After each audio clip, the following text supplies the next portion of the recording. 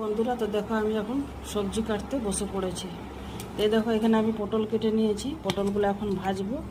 আর এখানে আম আছে, আমগুলো এগুলো টক আচার করব, মশলার আচারটা যেটা হয় সেটা করব।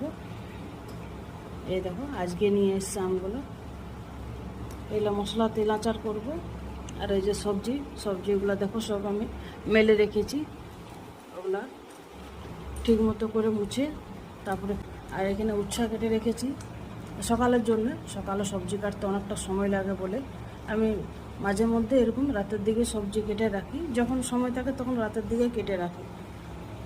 আর এই দেখো এটা হচ্ছে কামরাঙা, ঠিক আছে, কামরাঙাটা এটা আচার করব। আর এই দেখো এখানে কিছুগুলো রেখে দিয়েছি, এগুলো পরে আরও কোনো কাজে লাগাবো। আর এই দেখো এখানে কামরাঙা কেটে রেখেছি, এইটা একটা জল ভরা আচার করবো। কামরাঙা জল ভরা আচার খেয়ে খেয়েছি, অবশ্যই কমেন্ট করে জানবো, ঠিক আছে। এই দেখো লম্বা লম্বা করে কেটে নিয়েছি। এই দেখো তার খোসাগুলো, ঠিক আছে, খোসাগুলো সব ব্যাগের মধ্যে রেখেছি। এই দেখো আজকের বাজার, দুপুরে কিছুগুলো রান্না হয়েছে, তো এখানে আমি মেলে রেখে দিয়েছি যাতে একটু হাওয়া বাতাসটা লাগে, আর গায়ের মধ্যে যে ধুলো বালিগুলো আছে সেগুলো চলে যাবে। দিয়ে আস্তে আস্তে করে সব মুছে প্লাস্টিকের মধ্যে ভরে ফ্রিজের মধ্যে রেখে দেবো।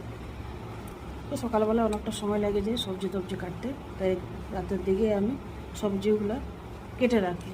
তাই দেখো সবজি, তো পটলটা এখন ভাজবো।